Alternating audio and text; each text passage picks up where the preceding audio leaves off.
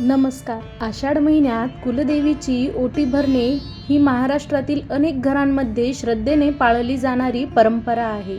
प्रत्येक कुलाची प्रथा ही वेगळी असली तरी त्यामागील भावार्थ एकच असतो, तो म्हणजे कुलदेवतेप्रती कृतज्ञता व्यक्त करणे, घराच्या सुखसमृद्धीसाठी प्रार्थना करणे आणि देवीचे आशीर्वाद घेणे. आषाढ महिना हा देवपूजा, व्रत, उपवास आणि भक्तीचा मानला जातो. या काळात अनेक कुटुंब आपल्या कुलदेवीची विशेष पूजा करतात आणि याच काळात चातुर्मासाला सुरुवात होते. त्यामुळे आषाढ महिन्यात ओटी भरण्याचे महत्त्वही तितकेच आहे. चला तर जाणून घेऊया आषाढ महिन्यात कुलदेवीची ओटी कशी भरावी आणि त्यानंतर त्या साहित्याचं काय करावं. कुलदेवीच्या ओटीतील प्रमुख वस्तू म्हणजे हळद, कुंकू आणि अक्षदा. हळद कुंकू हे सौभाग्य, पवित्रता, आरोग्य यांचे प्रतीक असते. कुंकू मंगलकारक, देवी शक्तीचे प्रतीक मानले जाते. अक्षदा अन्न, समृद्धी आणि मंगलाचे प्रतीक मानतात.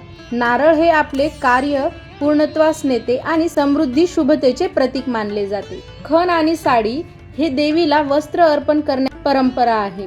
विड्याचे पान, सुपारी हे शुभत्व, आदर आणि स्थैर्य, मांगल्याचे प्रतीक आहे. दक्षिणा हे कृतज्ञता आणि समर्पणाचे प्रतीक आहे. आपल्या कमाईचा काही हिस्सा दान करणे तीच म्हणजे दक्षिणा. फुले आणि हार, फळे, नैवेद्य, दिवा, उदबत्ती, कापूर हे सर्व साहित्य पूजेसाठी लागतं.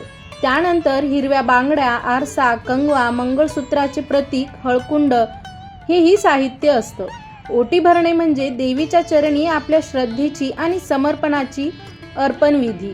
ओटीतील प्रत्येक वस्तू ही सौभाग्याची प्रतीक मानले जाते. कुलदेवी ही सौभाग्यवती असते. कुलदेवीची ओटी भरल्याने विशिष्ट फळ हे निश्चितच मिळते. आता कुलदेवीची ओटी भरण्याची पद्धत: घर, देवघर सर्व स्वच्छ करावे, रांगोळी काढावी, कुलदेवीची मूर्ती किंवा फोटो हे स्वच्छ करावेत, त्यांना हळदी, कुंकू, अक्षदा वाहाव्यात, फुले अर्पण करावीत, धूप, दीप, नैवेद्य, फळ हे सर्व अर्पण करावे. त्यानंतर देवीच्या चरणी खण आणि साडी ठेवावी, त्यावर सर्व वस्तू ठेवाव्या. हे सर्व आपल्या दोन्ही हातांनी द्यावं. त्यानंतर देवीला मांगल्यासाठी प्रार्थना करावी. मग हे सर्व देवीच्या चरणी अर्पण करावं. हे सर्व करण्याआधी आपण आपल्या कपाळावर हळदी आणि कुंकू लावावे.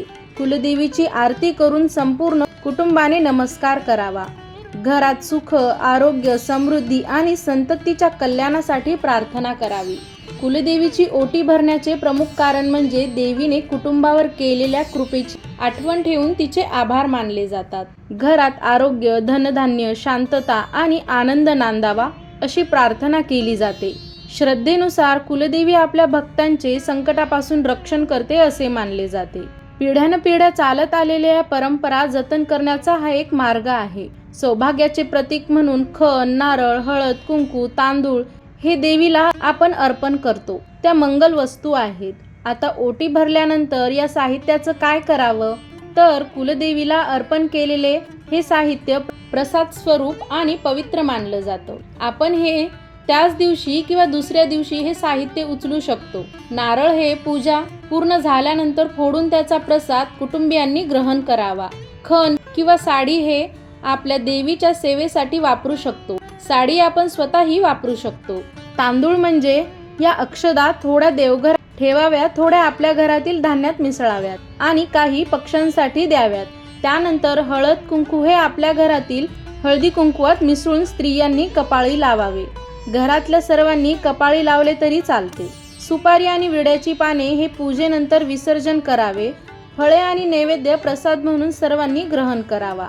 दक्षिणा ही धर्मकार्यासाठी वापरावी किंवा मंदिरात दान करावी किंवा कुलपुरोहितांना द्यावी. देवीला अर्पण केलेले साहित्य कचऱ्यात टाकणे योग्य मानले जात नाही. जर एखादी वस्तू वापरण्यायोग्य राहिली नसेल तर वाहत्या पाण्याच्या कडेला किंवा झाडाच्या मुळाशी ठेवावी. कुलदेवीच्या पूजेनंतर या साहित्याचा उपयोग आणि विसर्जन करताना पर्यावरणाचा विचार करणे तितकेच आवश्यक आहे. अशा प्रकारे आषाढ महिन्यात कुलदेवीची ओटी भरावी. व्हिडिओ आवडल्यास कमेंटमध्ये आई राजा उदो उदो लिहायला विसरू नका. अशाच नवनवीन माहितींसाठी चॅनलला नक्की लाईक, शेअर आणि सबस्क्राईब करा. धन्यवाद.